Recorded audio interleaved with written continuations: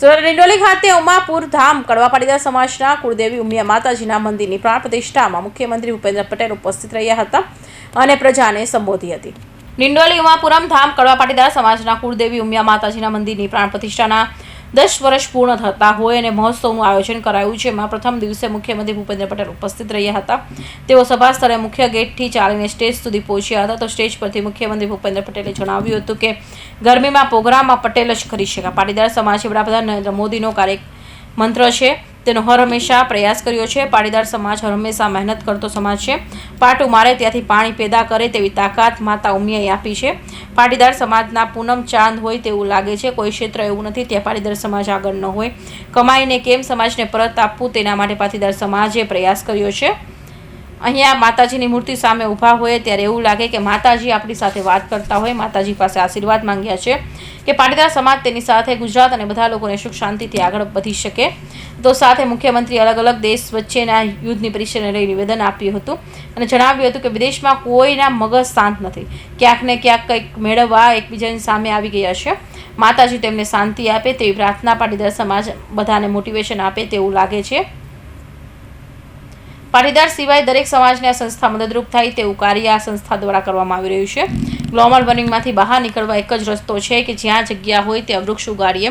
સુરતની સ્વચ્છતાને જોઈ બીજા શહેરોના લોકો પણ પોતાના શહેરમાં સ્વચ્છ રાખતા થયા છે। હું સુરતમાં જ્યાંથી નીકળ્યો તે તમામ જગ્યા પર સ્વચ્છતા જ હતી, એક પણ જગ્યા પર ગંદકી જોવા મળી નથી તેમ કહ્યું હતું। વાતનો આનંદ છે, આનંદ વાતનો જ કે માં સાક્ષાત્કાર ઉમિયા માતાજી જ્યારે ઊંઝા બિરાજમાન હોય અને માના આશીર્વાદ લઈને આજે સમગ્ર જગ્યાએ જોઈ શકાય કે આજે 10 વર્ષ પૂરા કરીને માં ઉમિયા માતાજીના આશીર્વાદ આદરણીય મુખ્યમંત્રી સાથે સાથે અમને પણ જે પ્રાપ્ત થયા, જે માતાજીનું તેજ હતું એ જ કે છે કે અદ્ભુત ભક્તિ અને અહીં બેઠેલા લોકોનો જે પ્રતાપ અને માની કૃપાથી આજે આપણે સૌને પ્રાપ્ત થયો છે।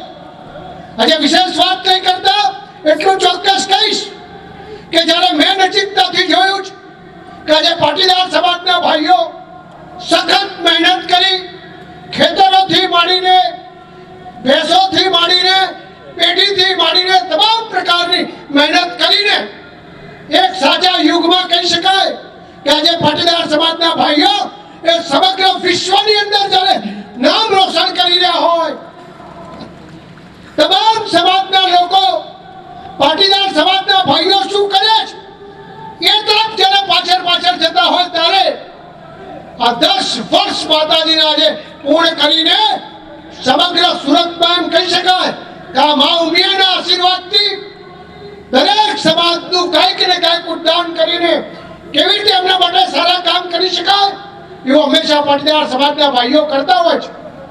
મારે માત્ર એટલું જ કહેવું છે કે આજે 21મી સદીમાં ગુજરાત હોય, ભારત હોય, એમાં મુખ્યત્વે આજે કોઈનું યોગદાન હોય તો માતાજીના ભક્ત ઉમિયા માતાજીના ભક્ત પાટીદાર સમાજનું આજે યોગદાન છે। એના કારણે આજે ગુજરાત વિકાસ મોડેલ હોય કે આપણે ભારતમાં અનેક સિદ્ધિઓ પ્રાપ્ત કરી હોય એમાં હંમેશા રહ્યું છે। તો માટે આજે વિશેષ નહીં કહેતા એટલું ચોક્કસ કહીશ કે આટલે દૂરથી આવ્યા પછી દરેકને સાથે રાખીને ખરેખર અદ્ભુત આયોજક મિત્રોએ જે કામ કર્યું છે અને ખૂબ દિલથી બિરદાવું છું અને મા ઉમિયા માતાજીને પ્રાર્થના કરું છું કે આમાં જેને દાન આપ્યું હોય, શ્રમ દાન આપ્યું હોય, દરેક ક્ષેત્રે કંઈક ને કંઈક સેવા કરી હોય, માં એનું હજારો ગણું આપે એ વાત સાથે મને પણ જે તક આપી, આપને અહીંયા આગળ મને બોલાવ્યો અને મારી ચૂંટણીમાં સૌથી વધારે જો કોઈનો ફાળો હોય મેં સાહેબને કીધું કે આ સુરતના અહીંયા આગળ રહેલા ભાઈઓનો પણ મોટો ફાળો જ મને પહોંચવામાં જે તક આપી એટલે આપનો આભાર। જય ઉમિયા માતાજી, ભારત માતા કી જય। પાટીદાર સમાજ માન્ય વડાપ્રધાનશ્રીનો જે કાર્યમંત્ર છે કે સૌનો સાથ, સૌનો વિકાસ, સૌનો વિશ્વાસ અને સૌના પ્રયાસથી આપણે બધા સાથે મળીને કે આગળ કેવી રીતે વધી શકાય એના માટેનો હર હંમેશ પ્રયત્ન કર્યો છે. અને પાટીદાર સમાજ એ હર હંમેશ મહેનત કરતો સમાજ છે. અને માં ઉમિયાની કૃપા આપણા ઉપર એવી વરસી છે કે અત્યારે પાટીદાર સમાજ પેલો આપણે આપણી પાટીદાર ભાષામાં કહીએ ને કે આમ પાટરું મારે ને ત્યાંથી પાણી પેદા કરે એવી તાકાતમાં ઉમિયાએ અત્યારે આપણને આપી છે. દરેકે દરેક ક્ષેત્રમાં પાટીદાર સમાજ અત્યારે પૂનમનો ચાંદ આપણી ઉપર છે એવું લાગે પાટીદાર સમાજને. કોઈ ક્ષેત્ર એવું અત્યારે નથી કે જેમાં પાટીદાર સમાજ આગળ ન હોય. કોઈ પણ ક્ષેત્ર તમે ભણવામાં જુઓ તો ભણવામાં અત્યારે પાટીદાર સમાજ ખૂબ આગળ છે, ખૂબ આગળ છે.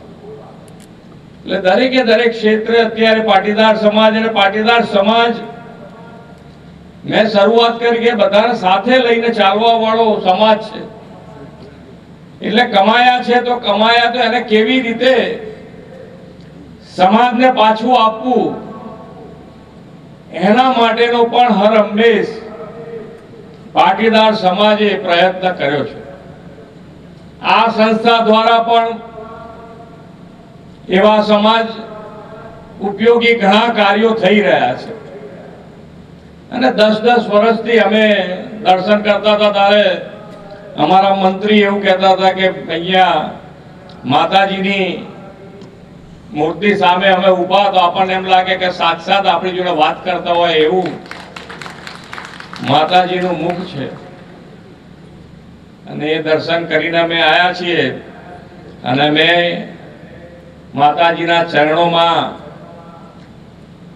આશીર્વાદ માંગ્યા છે કે આપણા પાટીદાર સમાજની સાથે ગુજરાત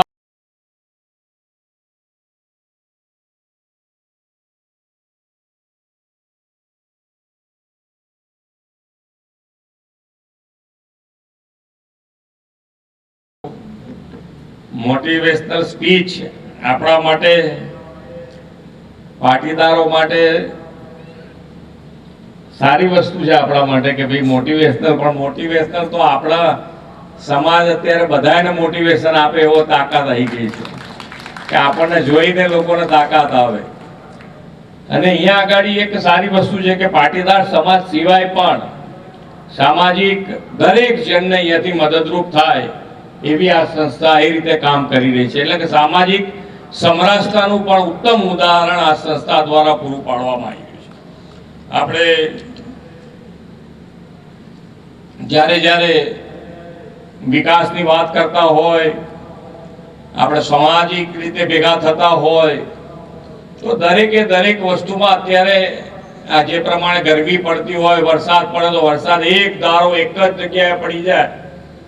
આ ગ્લોબલ વોર્મિંગ અને ગ્લોબલ વોર્મિંગમાંથી નીકળવા માટે એક રસ્તો અત્યારે છે કે જ્યાં હોય ત્યાં આપણે એક ઝાડ ઉગાડીએ. વડાપ્રધાનશ્રીએ એના માટે આપણને મોટિવેશન આપવા માટે એક પેડ માં કે નામ, એટલે આપણે આપણી પાસે જે જગ્યા હોય ત્યાં એક ઝાડ ઉગાડીએ.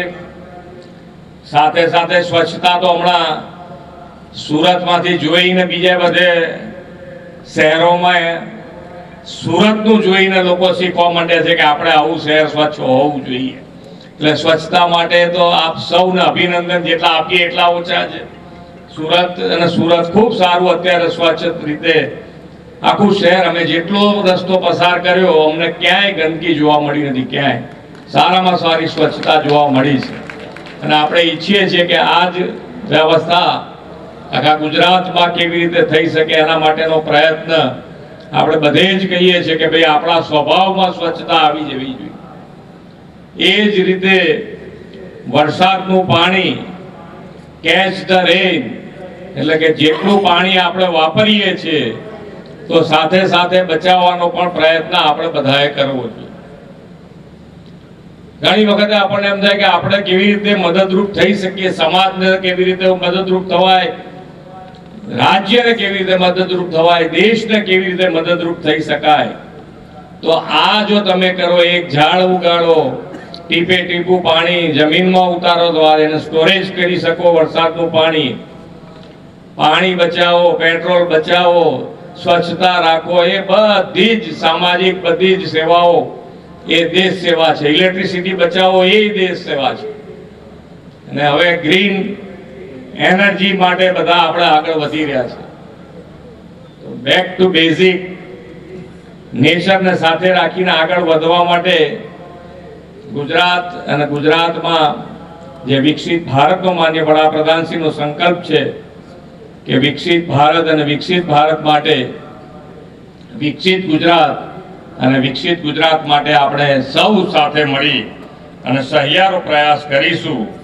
અને એ સહિયારા પ્રયાસ માટે માં ઉમિયાજી આપણને સૌને શક્તિ પ્રદાન કરે એવી માં ઉમિયાના ચરણોમાં પ્રાર્થના કરીને વિરમું છું.